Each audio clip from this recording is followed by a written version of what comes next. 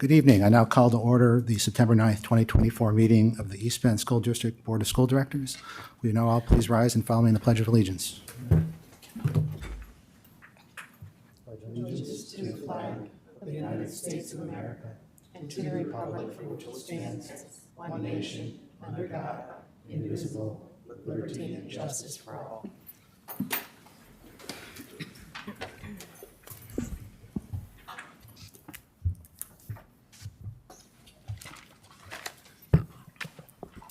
Okay, next item on the agenda are requests to comment. I have 6, but before we begin, I'd like to read the following statement. For those of you who may be unfamiliar with public comment, speakers should feel free to express their opinion, comment, or question, and understand this is not an interactive engagement with the board or with the administration. Please direct your correspondence to the chair. Be respectful, not engage in profane rhetoric, not disclose confidential personal information regarding staff or students, or comment on matters in violation of the law or board policy. And be mindful that others, including students, may be listening. I would request that you consider that protocol when making your comments. For the members of the audience, please also be respectful and refrain from speaking during the public comment period. With that, I will now announce each speaker and their topic. When you step up to the podium, again state your name, and you will have 3 minutes within which to speak. I will provide a 30-second warning for when your time is up.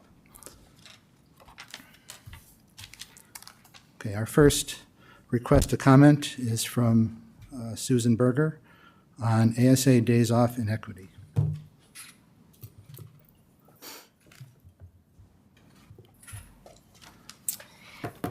Good evening, Dr. Campbell, Dr. Pavlidis, Ms. Whitman, and members of the school board. First and foremost, thank you for your continued dedication to the East Penn School District. My name is Susan Berger, and I am an Academic Support Assistant, ASA, at Jefferson Elementary School.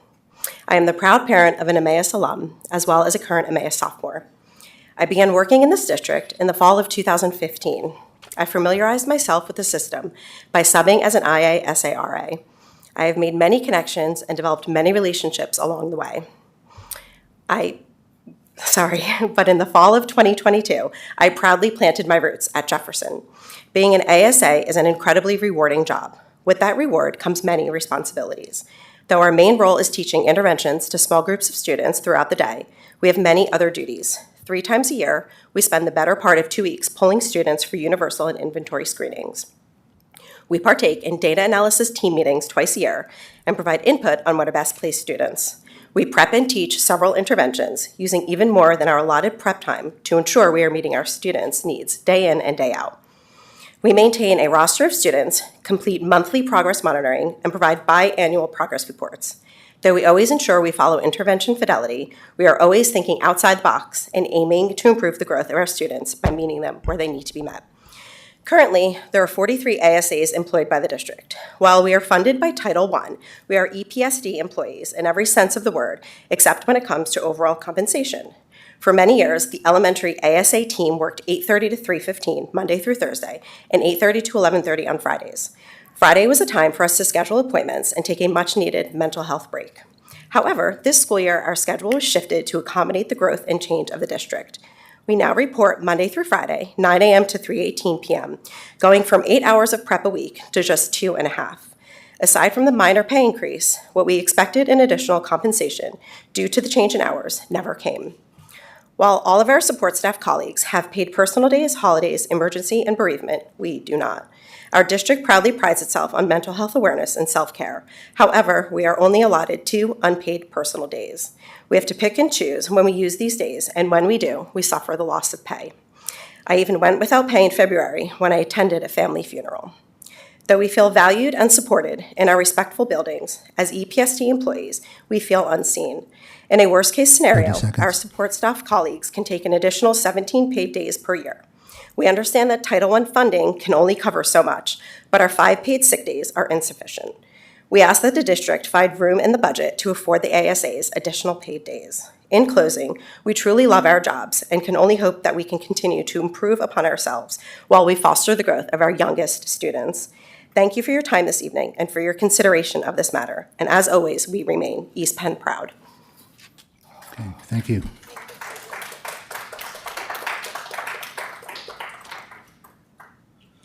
Our next speaker is Janine Ward, also on ASA Days Off and Equity.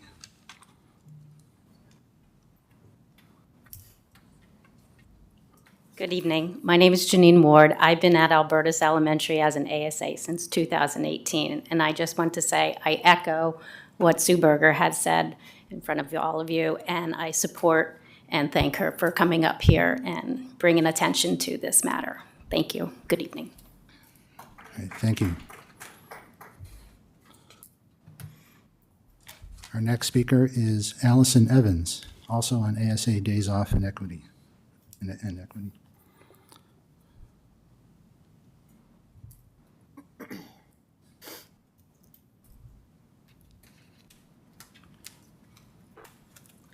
Good evening. I'm an ASA at McCungie Elementary. I've been there since 2019. I also would like to echo what Susan Berger said and thank her for her talking to you tonight about the equity in our pay. And I would hope that we could all be paid evenly as East Penn School District employees. Thank you very much.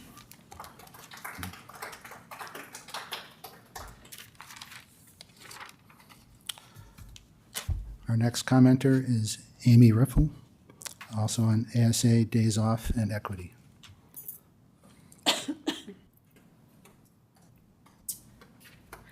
Good evening. I'm a ASA at McCungie Elementary as well. I've been there since 2020, and I echo what Susan B. stood up for us to say. Thank you.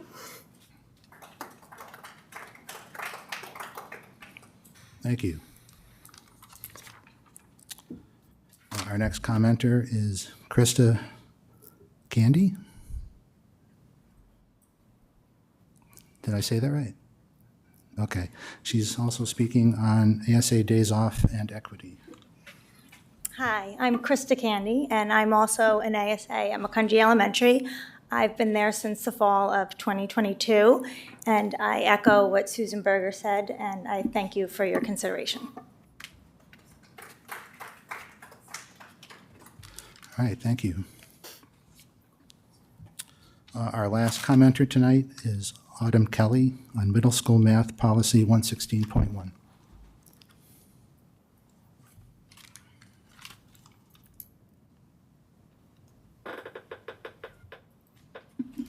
Good evening. I'm here to ask the board to intercede on behalf of current students who want to take Algebra 1 in 8th grade. Please examine Policy 116.1 and how it misuses the concept of course exemption between Math Course 3 and Algebra 1. The rigor in our middle school math curriculums is problematic. At the same time, our administration is denying requests for acceleration and using iReady data to refuse students from filling as many as 20 empty seats in middle school Algebra 1 classes. Our administrators have created rubrics using arbitrary iReady cut scores to determine which students are ready to learn at a faster pace and which ones are not. Not only are these rubrics not communicated to students and families, but parents have no way to monitor their child's growth on iReady between diagnostics. Power School shows us A's in their courses, yet kids are not meeting expectations for acceleration. Only 1/12 of the rubric is based on classroom performance. Work habits, motivation account for nothing.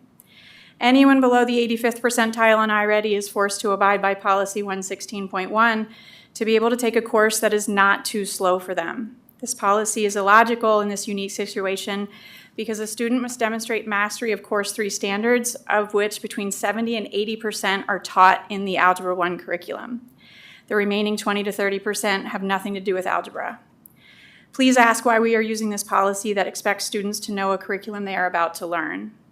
I continue to be told that Math Course 3 and Algebra 1 are different courses, but closer examination illustrates that a student is not missing math standards when they make the switch. They want to learn more and faster, not be exempt from content. The overlap is why Algebra 1 is possible, even common practice in middle schools all over the country.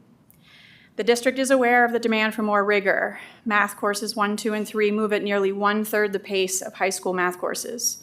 Proposed curriculums for courses 1, 2, and 2, 3 address the problem starting this year, but what can we do for kids who are sitting in classrooms and unchallenged right now? A group of 8th grade students want to take Algebra 1 now, and it's not too late for them to move. They've earned A's through middle school math and are advocating to be challenged. How can we rationalize holding them back? Why are we enforcing a policy that expects them to know more than the peers who the rubric deem more ready? 8th grade Algebra 1 impacts college opportunities. It ensures the completion of pre-calculus by 11th grade, a necessary course for the SAT. Administrators will tell you there's another chance for kids to get back on track with their Algebra 1 peers. East Penn's only alternative is to take 30 two seconds. high school math courses at the same time in 9th grade, a transition that requires over 300% increase in math standards in a single year.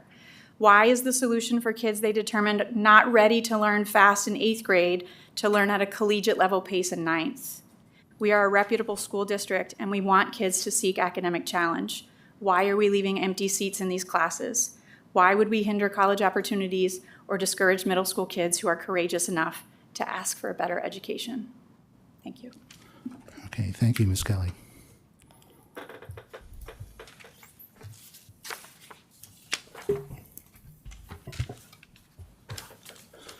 Okay, that concludes request to comment. We now move on to the approval of minutes. May I have a motion to approve the minutes from the August 26th regular board meeting? So moved. Are there any comments or questions from the board? Ms. Klotz? Did you forget me?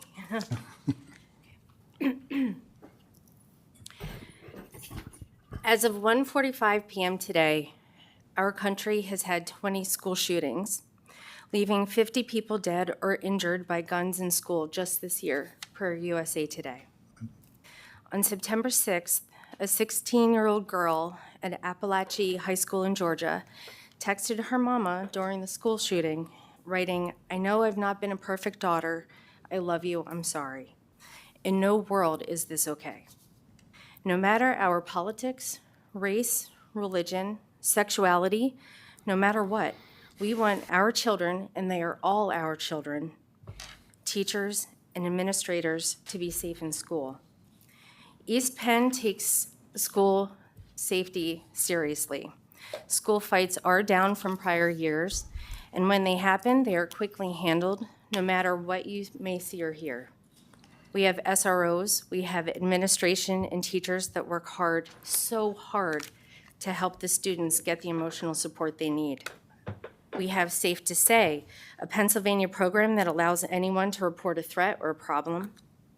That report is always thoroughly investigated. The school district does so much, and we as parents and the community must support and help the schools and help each other. Today and every day, we all must help everyone in our community get home safely. Thank you. Okay, thank you, Ms. Klotz. Are there any comments on the minutes? All right, seeing none, Ms. Allen, please call the roll. Ms. Bowman? Aye. Mr. Falegi? Aye. Ms. Ford? Aye. Mr. Jankowski? Aye. Mr. Kelly? Aye. Ms. Klotz? Aye. Mr. Smith? Aye. Dr. Whitney? Aye. Dr. Levinson? Aye. 9 ayes. Thank you, Ms. Allen. Moving on to the district update, Dr. Campbell. Good evening. I want to start off with recognizing the outstanding efforts of Lower Macungie Middle School. In particular, LMMS recently received statewide Tier 1 recognition for implementing their school-wide positive behavior support system throughout the 23-24 school year. So great job to our team at Lower Macungie Middle School. I'd also like to share that this year, our community will notice that we're doing several community awareness campaigns, the first of which will focus on student attendance.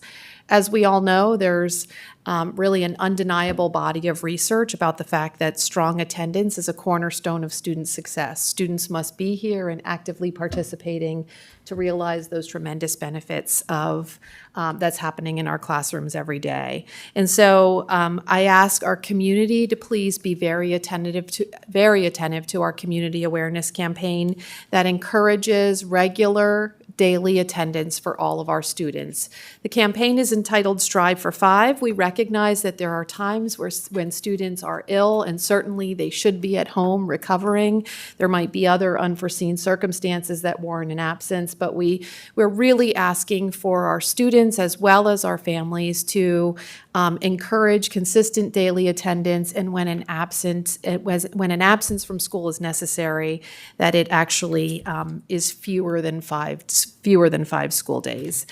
So again, I just wanted to alert the community in terms of the importance of regular daily attendance, and to please keep an eye out on that Strive for 5 program, or that Strive for 5 campaign that will also have some informational some information for families as well about the benefits of regular attendance. I'd also like to remind our community that certainly we appreciate that not everyone might be able to physically join us for our bi-monthly school board meetings. And in addition, you might not be able to tune in to view the live stream of the board meeting, but there's a lot of exciting discussion and conversations that will be happening throughout this upcoming school year related to whether it's curriculum, instruction, looking at student performance, as well as we're going to be speaking in the future about our comprehensive plan. Our budget process will be underway before we know it.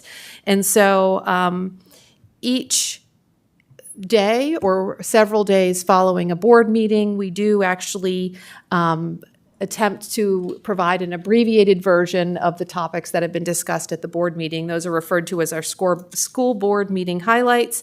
And again, they're posted within the next day or 2 days after on both our district website as well as social media. So that's an attempt for us to provide a quick rundown for the community in terms of what's been discussed at our board meeting. A few quick reminders about upcoming events. On September 30th, the East Penn Education Foundation will be hosting their 4th annual golf outing. It's held at Brookside Country Club. Registration is now open. It's available on the foundation website. It's one of the foundation's main fundraisers. And again, all of the funds that are raised by the foundation do directly support programs here in East Penn. I also would like to draw our community's attention to the fact that our supplemental food program, in which every Wednesday, both at Lower Macungie Middle School and Emmaus High School, we have members of the Emmaus Rotary and other local service organizations who are here to provide non-perishable food items to East Penn families who might need some support with groceries for the week. That schedule is available on the district website as well. And finally, for any family members, if you have not already done so, we're entering the 3rd week of school already, and instead of sending home paper emergency information cards that families complete and send back to us, we have an online returning student form. And so we ask families to please be sure that you've updated information so that when and if we ever need to make any communication to families, that we have updated information on our families. Thank you. Thank you. Oh, I have one more item. I'm sorry, Dr. Levinson. Hopefully you saw the great social media updates. Last Thursday, Emmaus High School and the East Penn School District was very proud to host Governor Shapiro, Secretary of Ed Mumine, and many other local legislators here at Emmaus High School for the governor's press conference regarding historic financial investments in K-12 education. We were so incredibly proud. We had approximately 30 student representatives from Emmaus High School who joined us in the audience, who were really active participants in the event. So we were, again, really honored to be asked to host the governor and his team, and appreciative of the ongoing financial commitment of our legislators, as well as just the support for the programs that we have here in East Penn and the great programs that we provide for students across the Commonwealth. So I wanted to also extend really a sincere thank you to the students, as well as the many faculty members who helped prepare for the event, and also just to send our appreciation to our local legislators for being part of the event. Thank you. Okay, thank you, Dr. Campbell. Are there any? Yes, Ms. Ford. 2 quick questions. Well, one question and one congratulations on that. I could feel the energy through the video, and the band was incredible. I just had a question about the feeding program, the supplemental feeding program. Do they have evening hours? No, we're primarily here during the day, but I will say if there's any family who perhaps can't make the hours that are here, if they would reach out to the district, we can certainly make special arrangements. Thank you. Okay, good question. Any other comments? Ms. Bowman? Just a almost didn't want to say this, but I'm happy you're doing the community awareness program. The wording of it kind of makes it sound like strive for at least 5 missed days as opposed to strive for fewer than 5. It's just a little bit off, but the more substantive thing I have to say is I think a lot of our students who are missing a lot of days have some issues that perhaps a community awareness campaign isn't going to solve. And so I would hope that we continue to look at those root causes behind what's causing students to miss lots of days for more than 5 days, however you want to look at it, so that we can actually, as much as we can, solve the reasons that kids aren't coming to school. I think in many cases it probably isn't necessarily because they don't know that coming to school is important, or I said that backwards, but I think they know that coming to school is important. They're not showing up for other reasons. And if I could just say thank you for pointing out that important piece. And again, just to reiterate, similar to what you did, that the purpose of the community awareness campaign is just that, to bring to light the importance of regular school attendance, and also to assure the board and the community members that actually at the building level, we have teams that really do carefully monitor attendance of all students. And so the awareness campaign is not at all intended to replace that, but certainly our building teams continue to sit down and have individual conversations with families, in particular for those who are frequently absent from school, to attempt to identify root cause. You've heard us at the board level speak quite a bit about the great supports that we have in place, and we continue to build in terms of partnering with community agencies and supports, whether it's Valley Youth House, Communities in Schools. We have a student supports coordinator at the middle school, as well as just the work of our building leadership teams to have those conversations, attempt to identify root causes or barriers to students who are frequently not coming to school, and to see what interventions and supports we could get in place to address that. So the awareness campaign is really just that global, might I say, tier 1, whereas we have many of those supports in place at tier 2 and tier 3, and certainly look to continue to build those. But thank you for pointing that out. Okay, thank you for the question. Any more comments from the board? All right, thank you, Dr. Campbell, for that report. Moving on to personnel, I'm going to take items A and B separately. I'd first like to get a motion on item A on So the moved. personnel agenda. So moved. Second. Second. Okay, are there any questions or comments? Okay, seeing none, Ms. Allen, please call the roll. Mr. Falegi? Aye. Ms. Ford? Aye. Mr. Jankowski? Aye. Mr. Kelly? Aye. Ms. Klotz? Aye. Mr. Smith? Aye. Dr. Whitney? Aye. Ms. Bowman? Aye. Dr. Levinson? Aye. 9 ayes.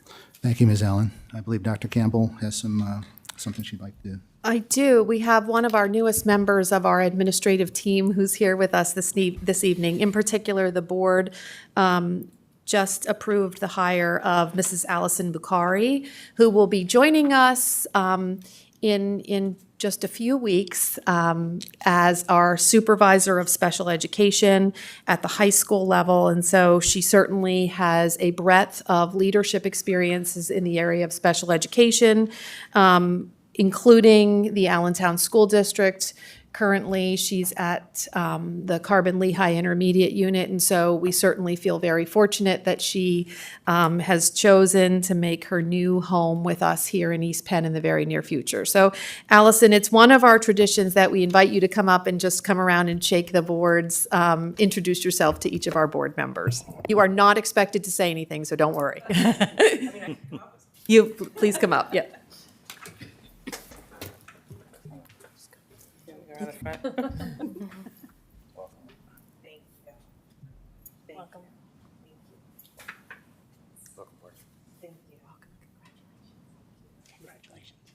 Congratulations. Nice to see you. Thanks for coming tonight.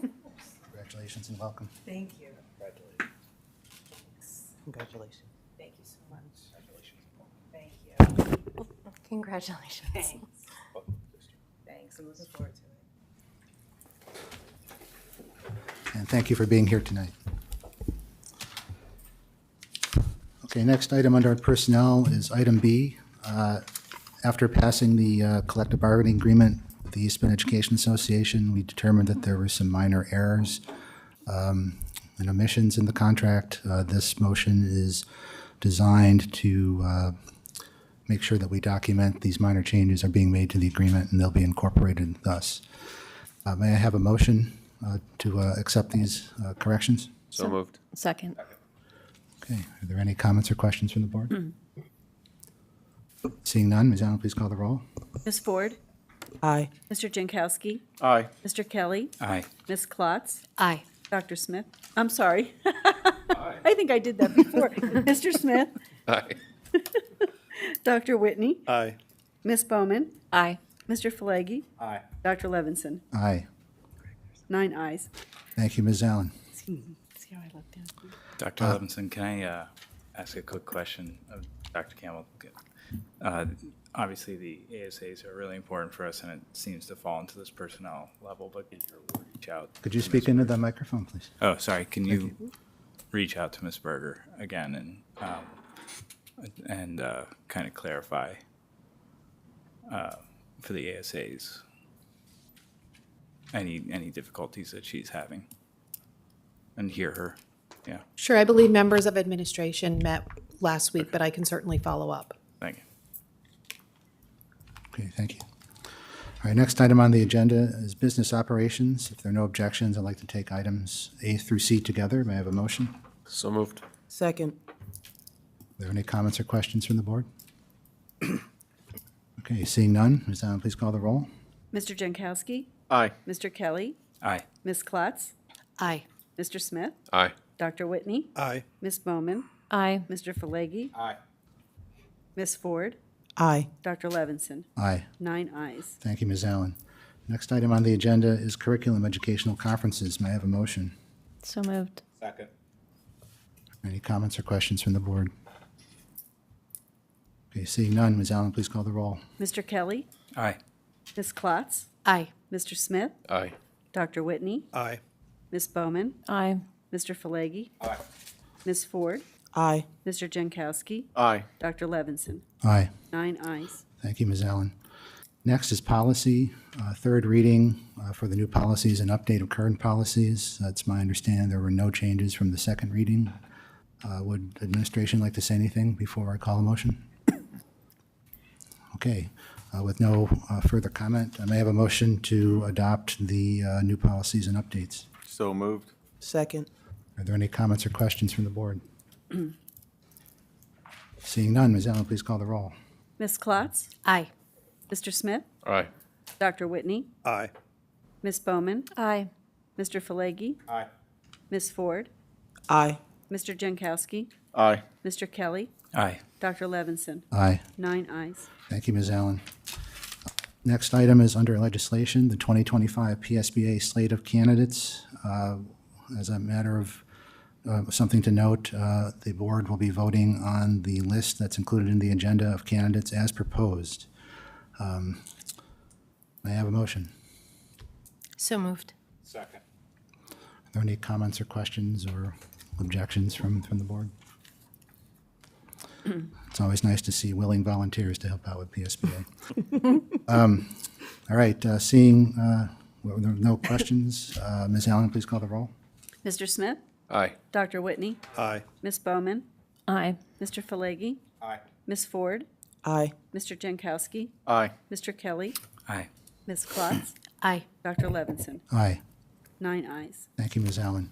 Other educational entities, I believe, have a report from Mr. Smith from LCTI JOC meeting. All right, thank you, Dr. Levinson. The Joint Operating Committee of LCTI met on August 28th. I have a brief report for you tonight. During the first monthly meeting of the 24-25 school year, we learned that this year begins with the highest enrollment LCTI has had since the 2016-2017 school year. We received a brief recap of two programs beginning this year, namely the expansion of the animal sciences and veterinary tech programs and the emergency health and protective services programs.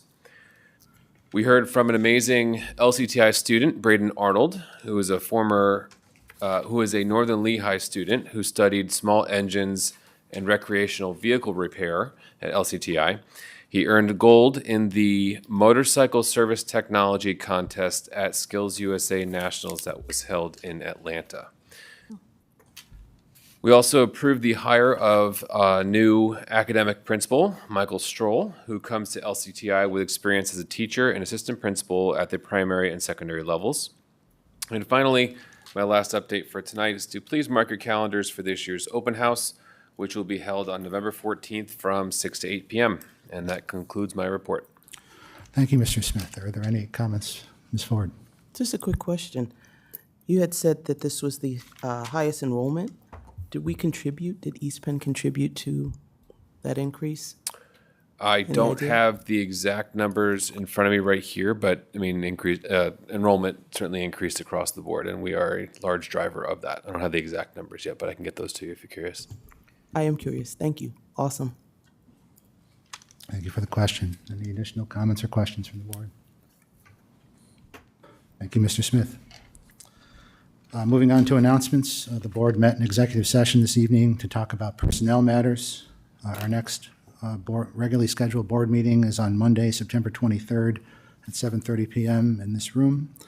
With no further business before the board, I'd like now to get a motion to adjourn. Can I ask a question? Is that all right? Go on. And not to overstep my bounds here, but I think it's important to address the idea of the policy 116.1 as a board. Okay. We're not going to be able to discuss that more, but thank you for the point. Appreciate it. Okay. So moved. Okay. All those in favor, please signify by saying aye. Aye. Aye. All those opposed? Meeting adjourned. Thank you. See you in 2 weeks.